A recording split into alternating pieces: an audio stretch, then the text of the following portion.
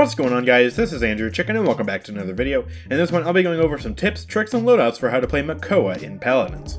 Now of course I know I've already made a guide for Makoa which will be linked in the description, but that guide is over a year old and needs a bit of an update. This new Makoa guide will not only be a quality of life update, but it will include some new and improved loadouts and techniques that will make you a much stronger Makoa player. But with that out of the way, let's get straight into the video. The first thing you ever do when entering a game of Paladins is pick a loadout and a talent, so it's important to make sure that you've got a strong loadout that works perfectly with whichever talent you choose. For Makoa, you want to make sure you have at least one loadout for each talent, starting with a strong loadout like this for his most popular talent, Leviathan. Leviathan is Makoa's easiest talent to play and provides some helpful benefits, especially for his ultimate, and in my opinion it's best used when the enemy team has some hard crowd control effects like Pip's ultimate that could completely destroy Makoa's ultimate. It also completely denies Zen's guillotine talent and Moji's ultimate, so they can't one-shot you while you're in your ult. However, if the enemy team has a Drogoz or doesn't have any serious crowd control effects, I would avoid running this talent, since you're not going to get much benefit out of the crowd control immunity during your ultimate, and that's one of the main benefits the talent has to offer. Here's a quick overview of which champions Leviathan is good against and which champions Leviathan is useless against. If the enemy team has more champions which is good against, you should pick up Leviathan, but if it doesn't, then you might be better off picking Pluck or Half Shell. In my Leviathan loadout, I have Ebb and Flow at level 5, and this is a super helpful and important card to have. When you drop below 2040 HP, you'll get a fresh new shell spin which will allow you to perform a super hard double retreat or let you bamboozle whoever you're fighting so you can finish the kill. I can't count the amount of times that this card has saved my life, although it is important to note that if you use your shell spin once while you're already below 2040 HP, you have to get shot a second time for Ebb and Flow to proc. So it's best to try and anticipate when you might face some serious danger and preemptively use your shell spin before taking a massive chunk of damage. The next two cards in my loadout you'll see in just about every Makoa build to ever exist, and those are Salvage and Strong Arm. Strong Arm is important for obvious reasons, since it lowers the cooldown of Makoa's most important ability. Salvage is important for a different reason though, in that it gives you one extra cannonball when you activate Dredge Anchor. This is immensely helpful for when you're about to finish a kill and you have your hook available but you've run out of ammo, since it will make sure you have one more cannonball to let you score that free hit from your hook. The last major card I want to point out is Determination, which is best utilized with the Leviathan talent since you've got the maximum window of opportunity while you're below 50% HP to receive additional healing from your teammates.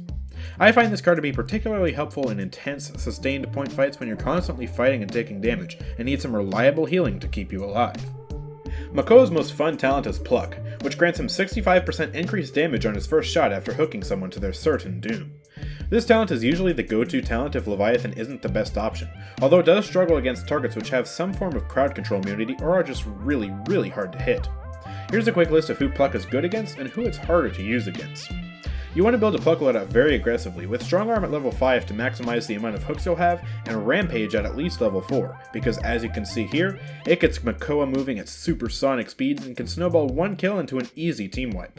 Once again, Salvage makes an appearance in this loadout, and I also have Sea Legs in there for a bit of lifesteal after hitting someone with your hook. I've noticed that this card seems to apply lifesteal to the next few shots after hooking and not just the first one, although it doesn't say explicitly exactly how long the window of opportunity is.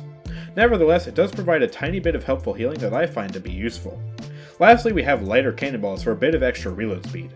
This card could really be filled with just about anything you like, although I prefer having Lighter Cannonballs in there because it's always annoying to either get killed because you have to reload, or lose a target because you don't have an extra shot to kill them, so Lighter Cannonballs helps mitigate that somewhat.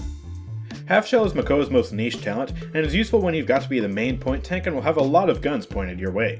This loadout is all about buffing a shield, with Barrier Reef, Carapace, and Ancient Resolve all at level 4 for maximum shield uptime. While Carapace doesn't contribute to Barrier Reef's cooldown reduction, it does mean that your shield will survive at least one extra shot from most champions with Wrecker 3, and I have the math for that explained on screen. Lastly, we have Salvage and Tidal Grace at 2, which provides just a bit of extra sustain while on the point.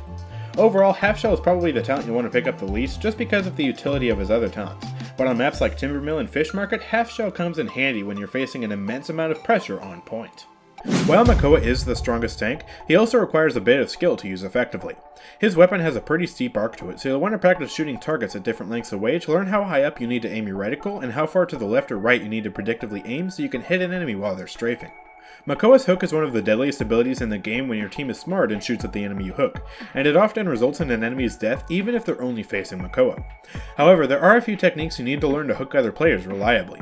For starters, you want to save your hook for targets that are about 2000 HP or lower, since this is the threshold for which you can pretty reliably kill them.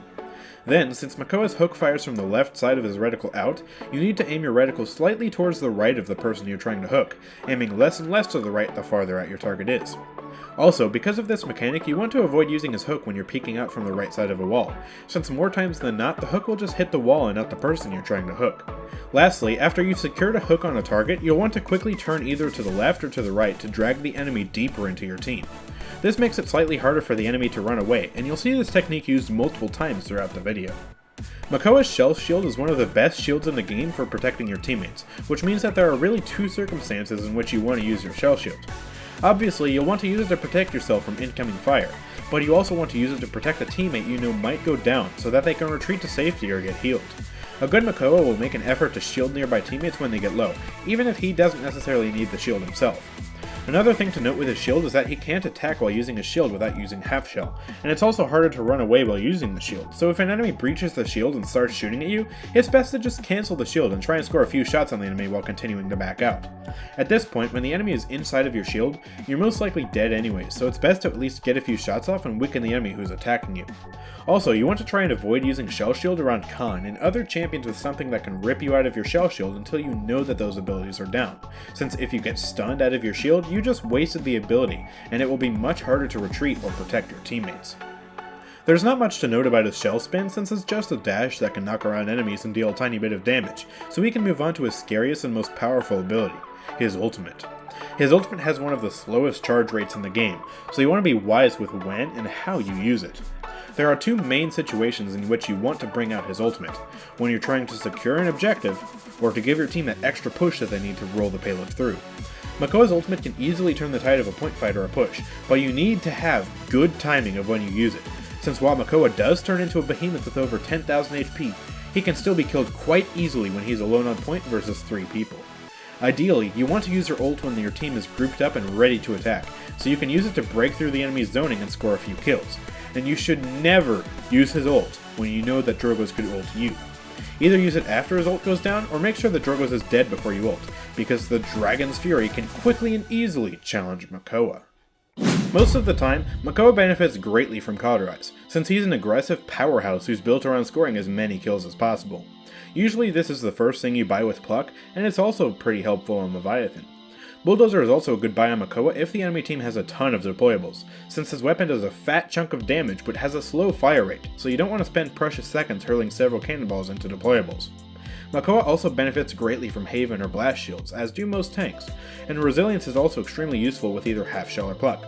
Resilience is still useful on Leviathan, but you won't get any use out of it during your ult with that talent. Chronos can also be a helpful buy with Half Shell since his Shell Shield has such a lengthy cooldown, so Chronos can be a big boost to the uptime of his shield. However, I don't advise picking this item up with his other talents. Lastly, Nimble is incredibly helpful on Makoa, especially with Rampage, since it can easily make Makoa the fastest being in the known universe and lets him chase down targets extremely easily. But of course, no one can truly consider themselves a master at Makoa without this one vital thing. If you truly want to master the legendary Tortuga, you must breakdance every single game. Are you ready for the rough mid-bass?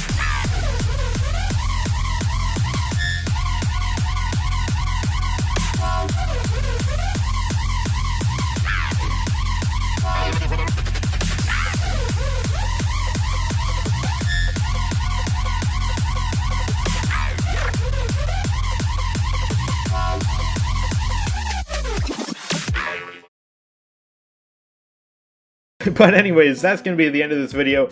How did this video help you get better at Makoa? Let me know in the comments section down below. Also, don't forget to drop a like and subscribe for more content like this from me. And join my Discord server to pick up tips, leave suggestions, and become a part of our active community. I'll see you guys next time. Peace out.